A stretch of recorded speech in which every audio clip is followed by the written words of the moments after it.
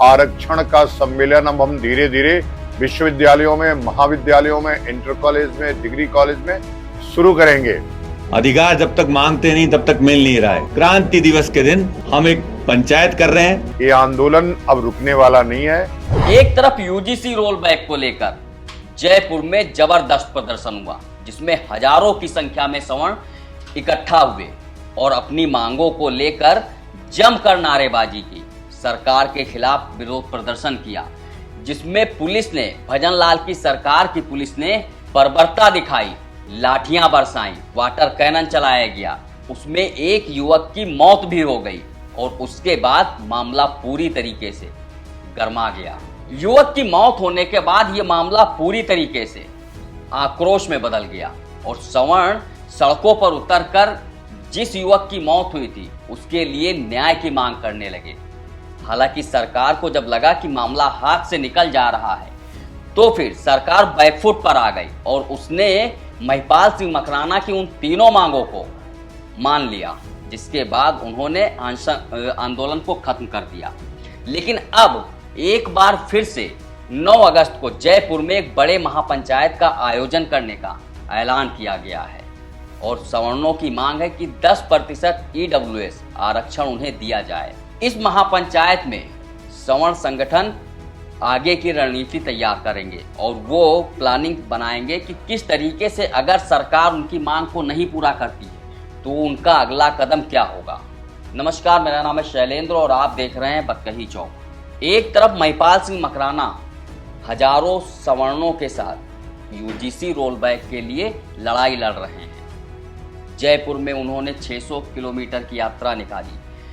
अब जयपुर में ईडब्ल्यूएस आरक्षण की मांग को लेकर सवर्णों का एक संगठन सामने आ गया है और उसने प्रदर्शन की धमकी देते हुए ऐलान किया है कि सरकार अगर उनकी मांगों को नहीं मानती है तो वो पूरे जयपुर को जाम कर देंगे, बंद कर देंगे। सवर्णों की ये महापंचायत 9 अगस्त को जयपुर में होगी और जिसमें कहा जा रहा है कि हजारों की संख्या में सवर्ण इसमें पहुंचेंगे। अधिकार जब तक मांगते नहीं तब तक मिल नहीं रहा है। आप लगातार देख रहे हैं देश में, चाहे युवा हो, बेरोजगार हो, सवर्ण हो, हर तरफ हक मांगने के लिए संघर्ष किया जा रहा है।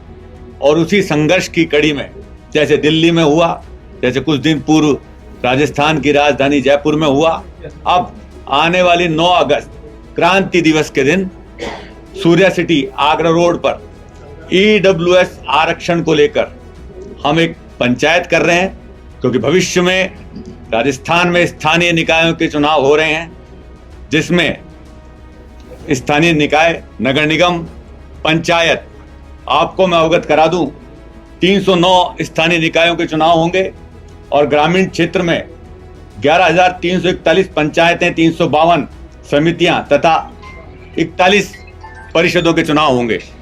सीधा सीधा संदेश और हमारी मांग है कि सवर्ण समाज, और चूंकि आप जानते हैं मैं विशेषकर ब्राह्मण समाज, मेरी कौम की पैरवी बहुत मजबूती से करता आ रहा हूं, तो इन सरकारों से निवेदन है, अपील है, मांग है और ये मांग 9 तारीख को क्रांति में बदल जाएगी यदि आने वाले चुनाव में हमें भी बराबर का हक नहीं मिला।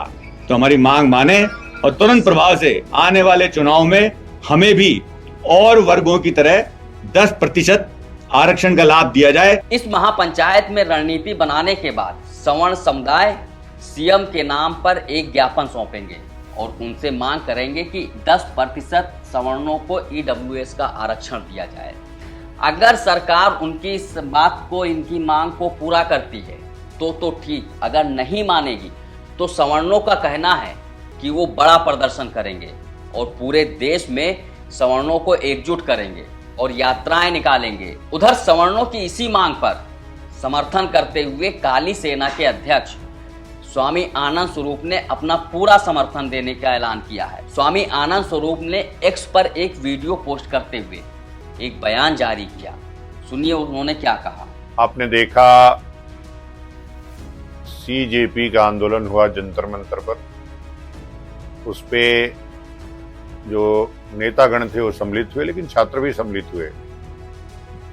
पर जो आरक्षण का आंदोलन है, यूजीसी का आंदोलन है, SC/ST एक्ट का आंदोलन है, उसमें कहीं भी छात्र सम्मिलित नहीं हो रहे हैं। जरूरी है कि आरक्षण की मार तो छात्र झेलना है, प्रौढ़ तो झेलना नहीं है। तो इसलिए इस पूरे आंदोलन में जितने भी सवर्ण छात्र हैं, अनारक्षित छात्र हैं, और अब तो कल की बात जो सुप्रीम कोर्ट में एफिडेविट किया है सरकार ने कि SC/ST में वर्गीकरण न हो, तो वर्गीकरण को चाहने वाले लोग भी हमारे साथ आकर के कंधे से कंधा मिलाएं। हमारा आंदोलन और बड़ा होगा, छात्रों के आने से आंदोलन और बड़ा होगा। आरक्षण का सम्मेलन अब हम धीरे धीरे विश्वविद्यालयों में, महाविद्यालयों में, इंटर कॉलेज में, डिग्री कॉलेज में शुरू करेंगे। ये आंदोलन अब रुकने वाला नहीं है।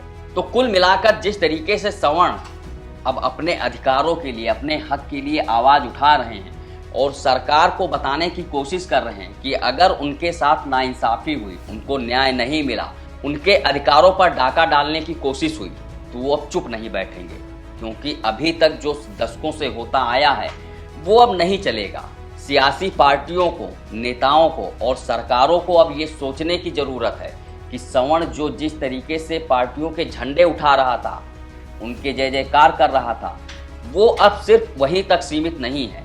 अब वो अपने हक के लिए आवाज उठाएगा और सड़कों पर उतरकर लड़ाई भी लड़ेगा। इस वीडियो में फिलहाल इतना ही। बाकी देश दुनिया की तमाम खबरों के लिए देखते रहिए बक्कही चौक। नमस्कार।